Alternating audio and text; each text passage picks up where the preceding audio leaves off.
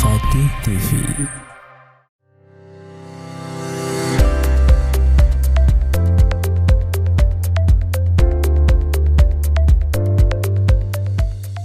Bismillahirrahmanirrahim. Assalamualaikum warahmatullahi wabarakatuh.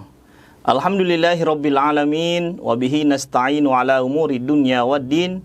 Asyhadu an la ilaha illallah wahdahu la syarikalah wa asyhadu anna Muhammadan abduhu wa rasuluh.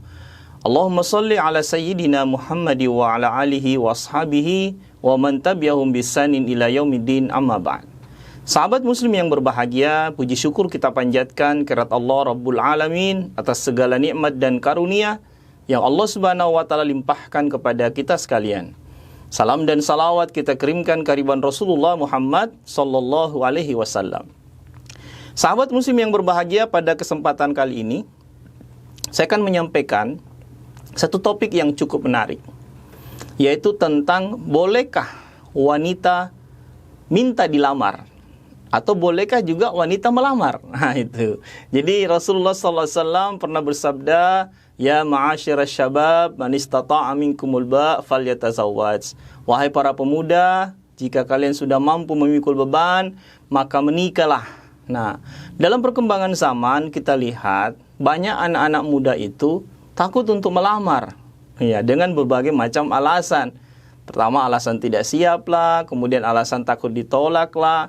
Sedangkan di satu sisi, sudah banyak akhwat, sudah banyak wanita-wanita muslimah, para gadis-gadis itu menunggu untuk dilamar. Nah, sehingga terkadang karena terlalu lama menunggu, itu muncul ya candaan. Kalau kau tidak mau lamar saya yang datang lamar kau di rumahmu. Ya. Jadi sampai ada candaan seperti itu. Yang menjadi pertanyaan, apakah boleh ya perempuan itu melamar laki-laki? Ya.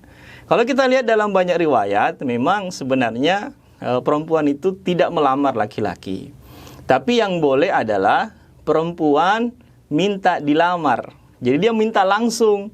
Kita langsung, wahai akhi, jika engkau betul-betul suka kepadaku, datanglah di rumahku untuk melamarku. Nah ini dalilnya banyak, ya, sandaran dalilnya banyak. Di antaranya ada sebuah kisah, diriwayatkan bahwa Sabit berkata jika ia pernah duduk bersama Anas bin Malik, sementara di sebelahnya adalah putrinya Anas, ya, atau bersama putrinya. Anas kemudian berkata, ada seseorang wanita datang kepada Nabi SAW menawarkan dirinya kepada beliau. Jadi ada seorang perempuan datang, itu menawarkan dirinya kepada Rasul SAW.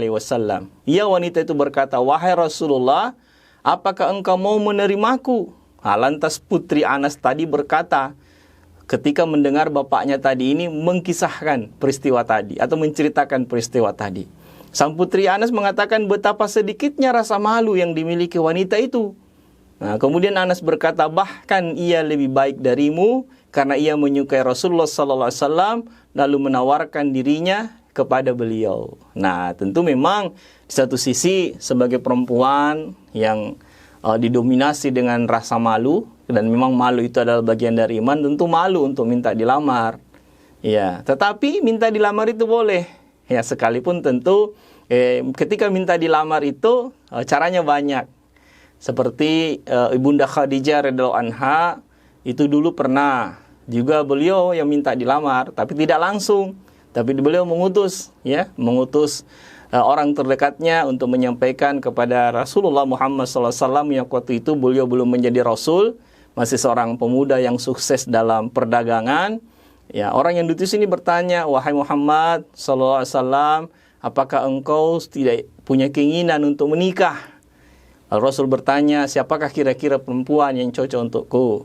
Maka orang ini mengatakan, ya Rasulullah, bagaimana pandanganmu terhadap Khadijah radhiyallahu anha? Jadi dia memancing. Jadi bukan langsung menawarkan, tapi dia memancing-mancing Rasulullah SAW saat itu untuk mengetahui apakah Rasulullah punya ketertarikan, punya kecenderungan kepada Ummi Khadijah. Cara seperti ini bisa digunakan oleh akhwat jika akhwat itu malu, kalau dia mengutarakan secara langsung. Tapi kalau dia tidak malu, ya tidak masalah. Apalagi kalau sudah lama disimpan, ya, sudah lama dipingit, bertahun-tahun dipingit, tidak pasti-pasti juga, ya tanya kepastiannya. apakah antum ini serius ya mau melamar saya? Atau saya ini hanya mau disimpan jadi barang hiasan ya, itu nanti jadi barang antik ya. Kalau barang antik lama-lama sih mahal ya. Tapi kalau perempuan jadi barang antik itu lama-lama tidak mahal. Jadi sahabat muslim yang dirahmati Allah Subhanahu wa taala, perempuan itu boleh ya, boleh untuk minta dilamar.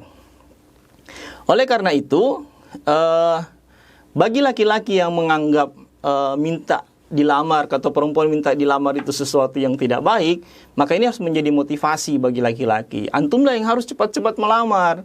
Ya, antumlah yang harus cepat-cepat melamar perempuan atau gadis-gadis yang antum sukai, yang antum cintai, untuk menjaga kehormatan mereka.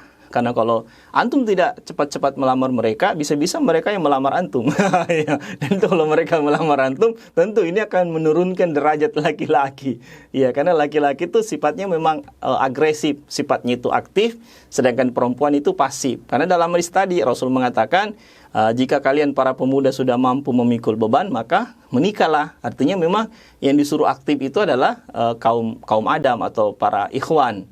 Sedangkan perempuan itu sifatnya menunggu. Nah, oleh karena itu, sahabat muslim yang dirahmati Allah Subhanahu wa taala, pesan saya, jika kalian atau antum sudah mampu untuk menikah, lamarlah cepat akhwat yang antum sukai. Kemudian jika ada akhwat yang sudah lama menanti, ya tanya kepada laki-laki itu kalau apakah dia serius atau tidak, atau ada ikhwan yang antum sukai tapi antum tidak punya hubungan sama sekali sebelumnya, tidak ada perjanjian sebelumnya, maka boleh antum menawarkan diri. Cara menawarkan dirinya bisa dengan cara halus seperti yang dilakukan oleh Ummi Khadijah radhiyallahu anha. Sekira demikian dari saya sedikit tentang apakah wanita boleh melamar ataukah bolehkah wanita itu minta dilamar. Mudah-mudahan bermanfaat. Wabillahi taufiq wal hidayah. Wassalamualaikum warahmatullahi wabarakatuh.